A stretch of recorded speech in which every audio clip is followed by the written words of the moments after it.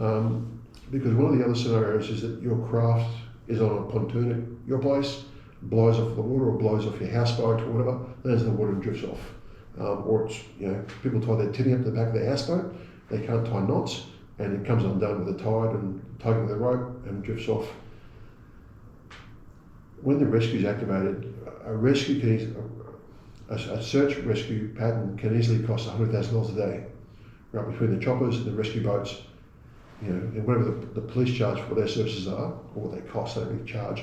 But if you've just lost a canoe through carelessness, it's $100,000 they're not putting in the schools or hospitals or making new roads or childcare, or it's just a waste of money.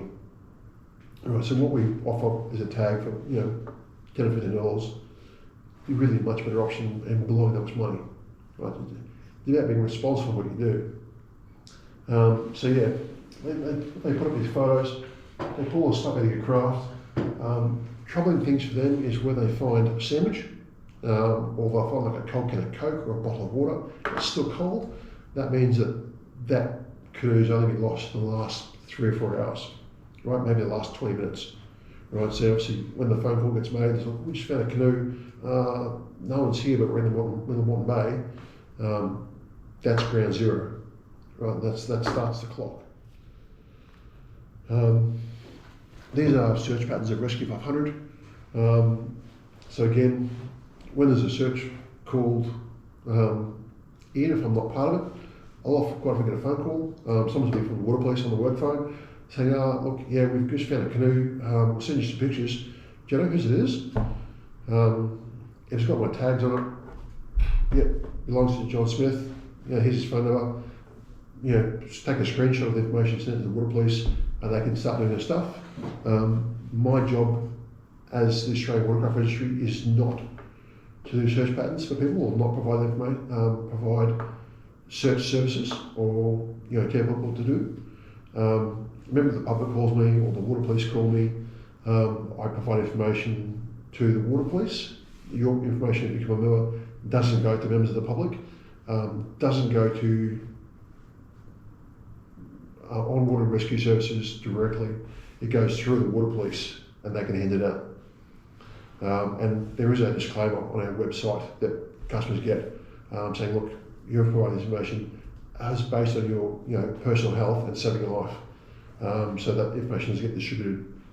So again, chopper leaves the airport, or this one's down at Slacks Creek, so that may be Archfield.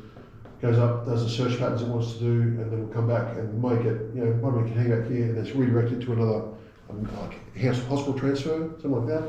And obviously this one's left out of here, done search patterns, and then back.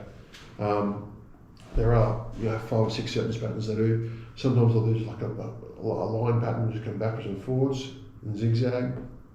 Quite often you'll see in a search pattern, if it's a successful search or there's a GPS location, they'll fly something and just do circles around it. A lot of that time they're doing circles, they're communicating, or just doing a visual check of who's in the boat, or if there's people in the boat.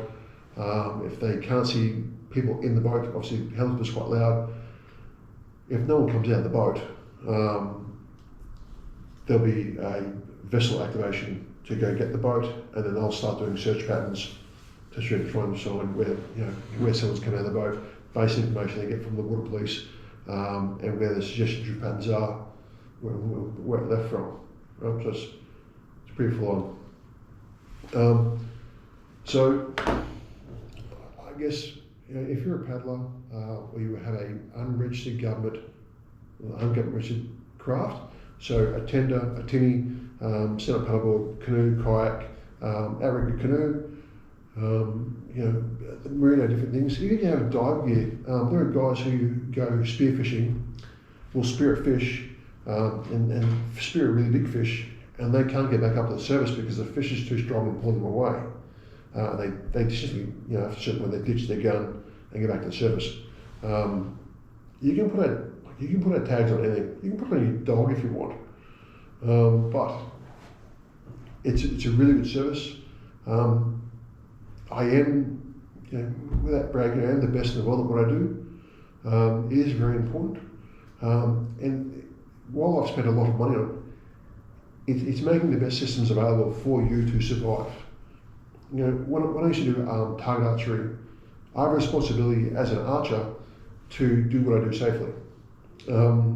As a canoeist or even a recreational canoe person, or fishing or whatever, you have a personal responsibility to do it safely. So wear your life jacket, identify your craft, check the weather before you go. Don't put yourself in bad situations. So another story that I've got is that there was a guy who had a canoe. He had his phone.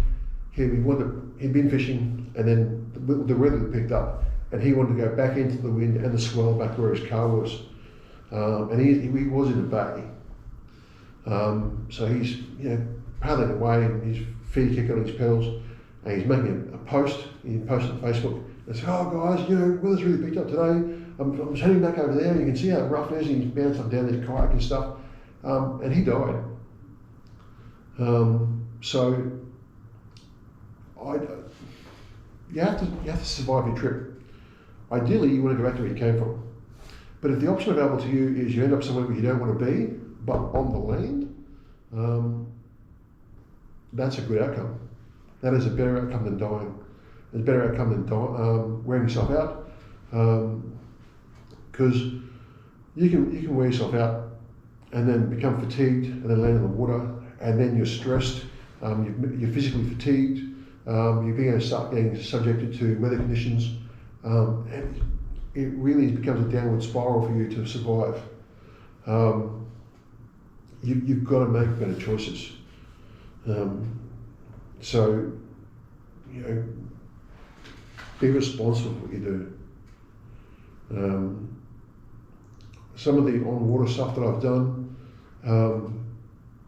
like racing events, I was offshore, and a simple thing for the paddlers, if they have an issue, they can stick up their paddle in the air, and I'm quite often board shitless, sitting in the boat, just sort of putting along, because I could do a 10-hour day in a paddle race.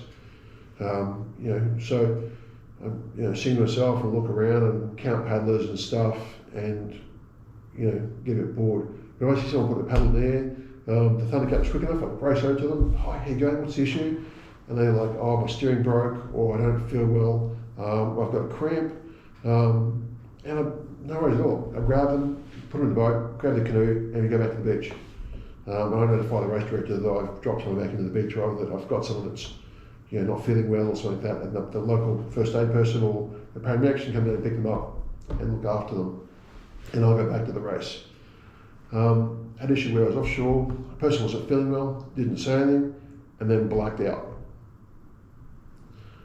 So a lot of the races that I go to, the prizes aren't that significant. You might get a medal, there'll be a cash prize, it's not a significant amount of cash. So you're not gaining anything. So if you are in a race and or you feel fatigued, or you're not feeling well, or you've had an injury, or you're getting seasick, or it's too rough, or you're simply scared, because it is quite turbulent water, let us know. We'll pull you out of the boat. So this video is the first of 3. So this is the general safety video, information based on what you should be doing, what your ideals should be, how to check the information that you need, and basic information of what it costs in the background.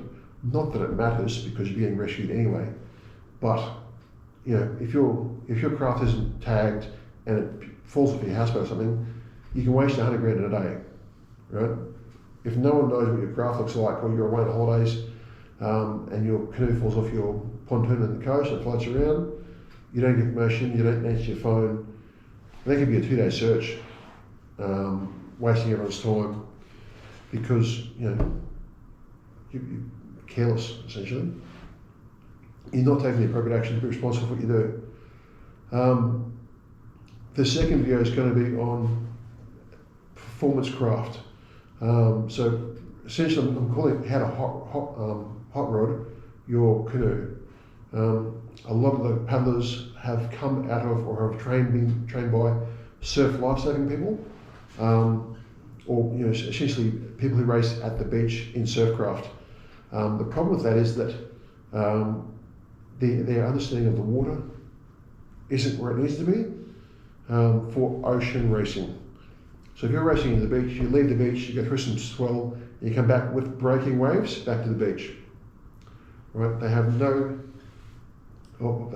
understanding on buoyancy, stability, centre of gravity, longitudinal centre of gravity, and balance of the craft, and basic stability on how things sort of work.